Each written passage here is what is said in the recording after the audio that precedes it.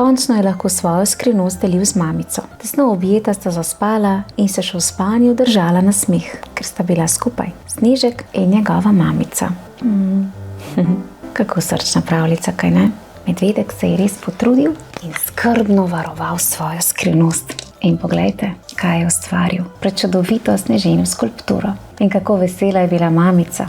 In na koncu, poglejte, sta takole objeta, srečna, smehljajem na ustnicah, zaspala. Verjamem, da tudi vi kdaj pripravite staršem ali pa starim staršem ali pa komu drugemu kakšno presenečenje. In seveda so ga vsi zelo, zelo veseli. Takšno presenečenje pa ni nujno, da je v materialni obliki. Lahko je tudi na smešek ali pa kakšna lepa beseda.